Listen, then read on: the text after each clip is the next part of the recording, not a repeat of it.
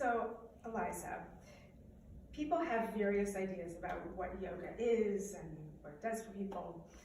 And one of the ideas I think we sort of all have is there's like workout yoga, right? You go to the gym, and so how is yoga for mental health different from workout yoga? So, I mean, it's different and it's not, in that when you go to do workout yoga, you're going to strengthen your physical body, your muscles, okay? You're going to get more flexible. When you're doing yoga for mental health, you're strengthening something else. You're strengthening what I like to say is the parasympathetic nervous system, all right? And the parasympathetic nervous system is that sort of rest and digest response in the body.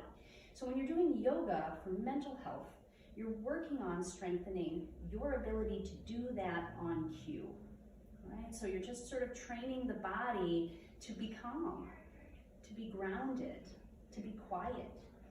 And that's really the difference between strengthening your muscles and strengthening your nervous system. So it seems like it might look similar, like, you know, a lot of the poses are the same, but it's sort of like your intention, your purpose is different, and you're kind of tapping into a different facet of yoga. Absolutely, and I mean, I will say that the poses, generally, not always, some people do like to do big, strong poses, and we can use that work, but a lot of the poses are more gentle, they move slower, we take more time to really feel into the nooks and the crannies of the poses before moving on to another pose. Because it's really about the person who's practicing it having an experience of the pose that feels full to them. And sometimes in the more exercise yoga, you're going from one thing to another without really landing. So that is a big difference in how it's done. Yeah.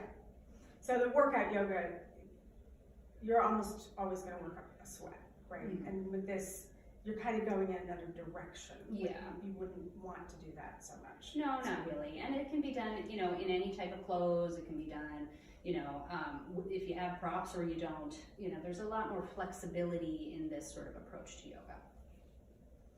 So let's say somebody already has kind of a pretty good toolkit repertoire of like breathing exercises, or they do some kind of meditation exercises. Maybe they use the Calm app or Insight Timer, one of those things. There's something different about this. How would you say this is different? So what we're doing with yoga is using the whole body. So we know more and more about various you know, systems in the body. For example, the vagal nerve. Okay, so the vagal nerve is an important nerve. It has a lot to do with our fight and flight, our stress responses, things like that.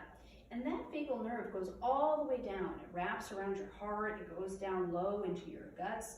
And just as one example, the work that we do in yoga helps to engage all of that.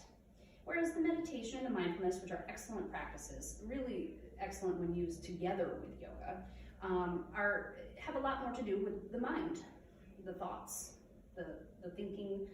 Some physical perceptions get involved there. But when you really work the entire body, engaging your muscles, engaging your bones, there's a more embodied, grounded sense of the work and the ability to use mindfulness embodied. So it can complement other kinds of techniques that people may already be using. Absolutely. And what about if we think in terms of, let's say somebody's in therapy, how can doing this kind of yoga practice enhance or support the work of psychotherapy? So psychotherapy work can be very disruptive. In fact, in order for it to make change, a lot of times we have to be disrupted. And that creates, within the physical body, felt and embodied responses. It could be a feeling of stress, it could be a feeling of grief or release, and anxiety, absolutely. All these things come up as you go through the psychotherapy process. And so what's really nice about yoga is it gives you a way to perhaps manage those symptoms.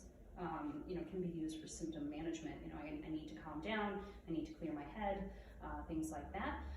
But then it also can help sort of complement or even bring up other things. You know, when I was doing my yoga practice, I started to have this sense of panic in my chest. That's really good information for a psychotherapy session. So you can bring into your therapy what you start to notice in your body, and it really does kind of have a way of almost fast tracking some of these experiences that maybe would take a long time to talk yourself to, but oh, I can feel it right here. So yoga gives you a space to explore that in a way that's safe and contained, just like a psychotherapy session. One of the ways that I think about it is that to the extent that therapy can sometimes be pretty challenging and can leave people feeling agitated, that kind of thing, is that it can help people get grounded in order to be able to do the psychological Absolutely. work that is psychotherapy. Right. I agree.